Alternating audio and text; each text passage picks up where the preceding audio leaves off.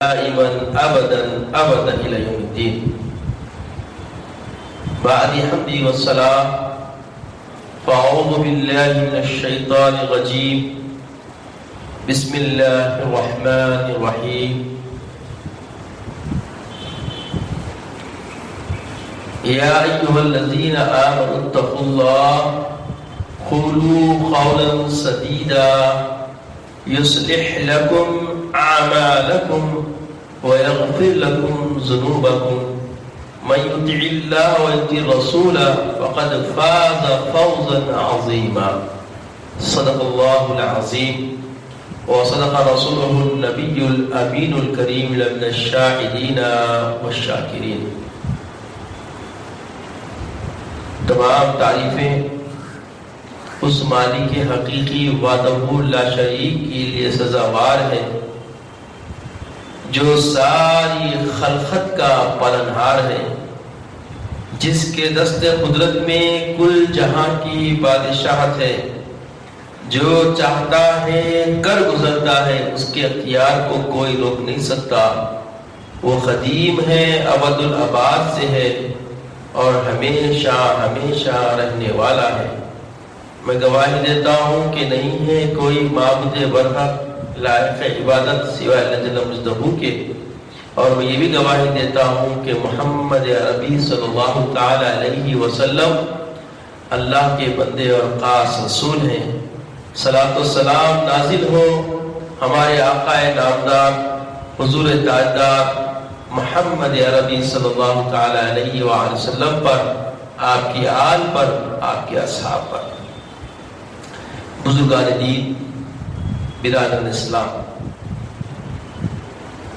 اللہ تبارک و تعالیٰ کا یہ ہم پر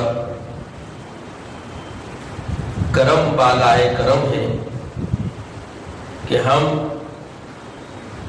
اس کی امت، اس کی حبیب پاک کی امت میں پیدا کیے گئے، اور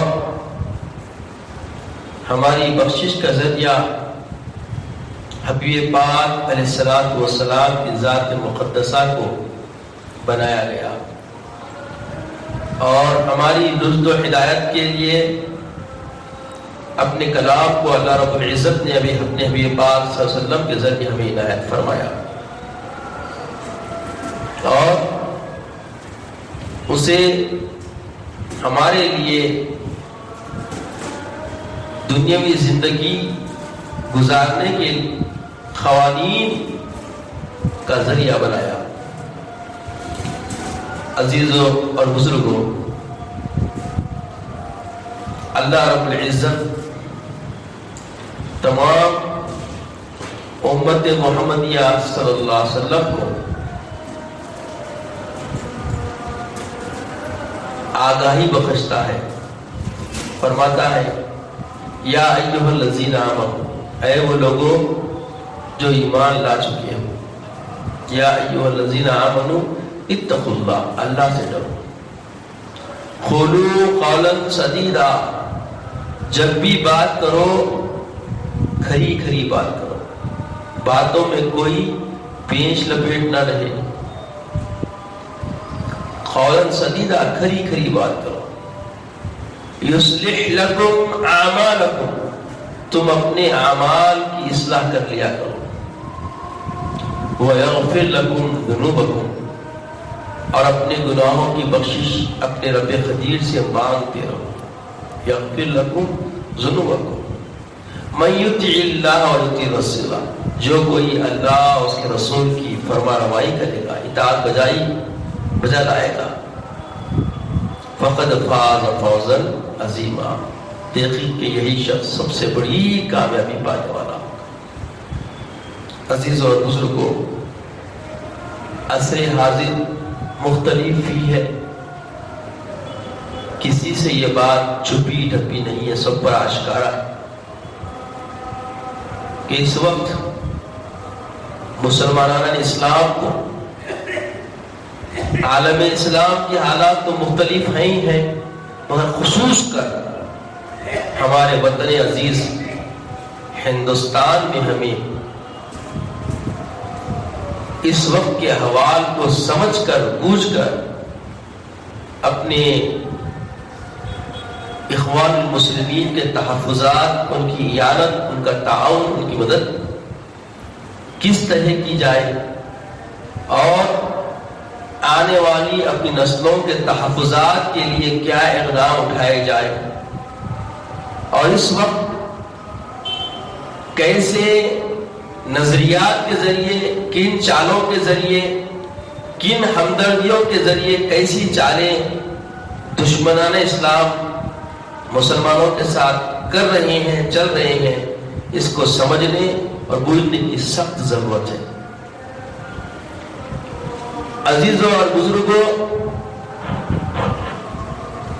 دین اسلام کی اعانت کے لیے کوئی غیر بدین کبھی معاون نہیں بن سکتا۔ سب سے پہلے یہ سمجھنے کی ضرورت ہے۔ وقتیہ چال بازیاں اور جال بچھانے کے مختلف نظریات لیے ہوئے لوگ کبھی ہمدرد بھی بنا کرتے ہیں۔ یاد رکھیں کہ ان کی ہمدردیاں کس قدر ہمارے لیے خیر ہے اور اس کے ذریعے ہمیں کتنا نقصان پہنچنے والا ہے، ان ہر دو پہلوؤں سے ہمیں آگاہی حاصل کرنا بہت اشد ضرورت ہے۔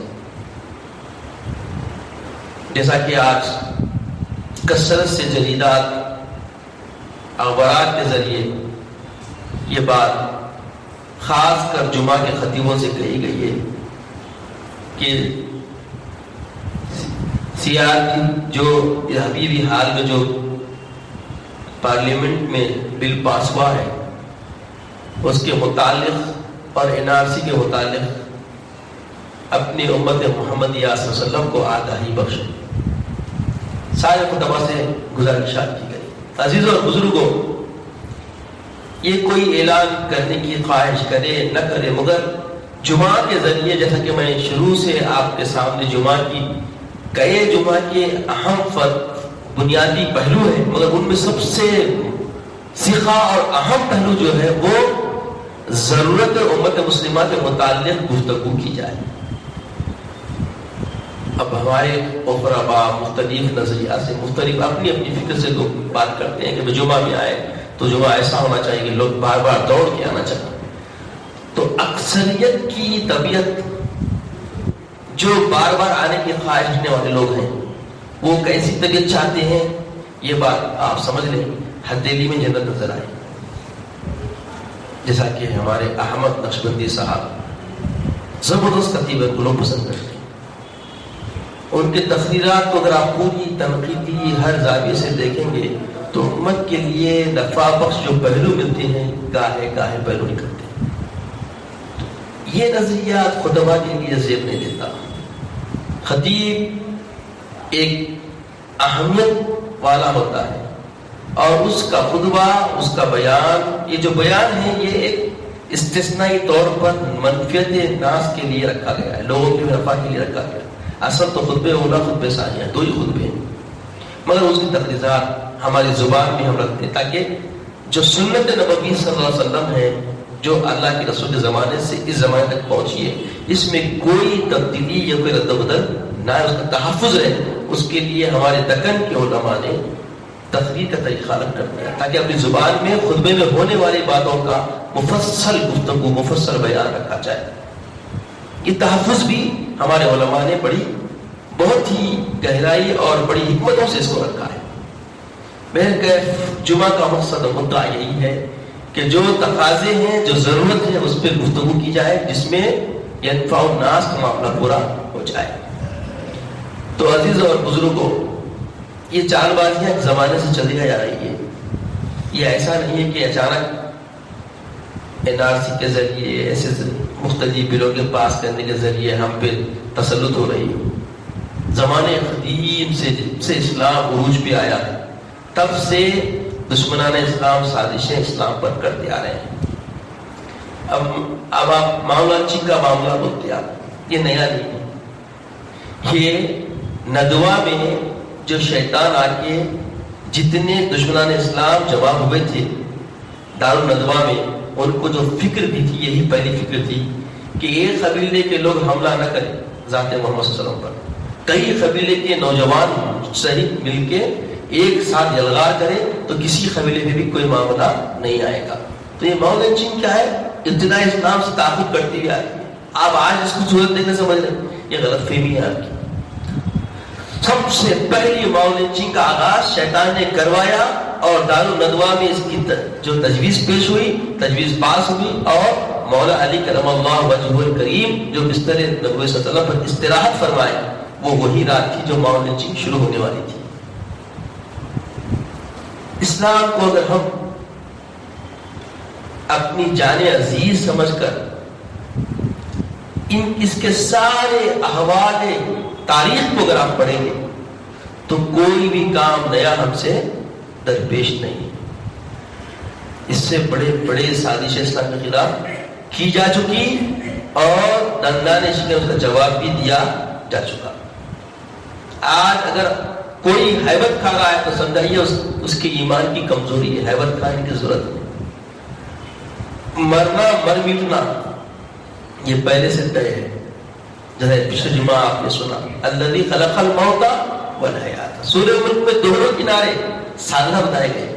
موت اور حیات یہ تو ہونے والا ہی ہے، زندگی ملنے والی ہے اور ختم ہونے والی ہے، یہ طے ہے واضح طور پر. مگر یاد رکھو ان دونوں کے بیچ میں جو حصہ ہے تمہاری زندگی گزارنے کا، یہ صرف آزمائش ہے.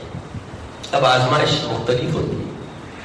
عزیزوں اور بزرگوں، ہندوستان میں طلاق کے بارے میں بات چلی. اس موقع کس نے دیا ان کو؟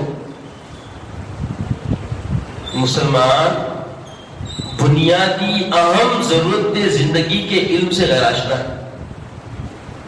طلاق کا جو مسئلہ ہے، یہ مسئلہ بنیادی طور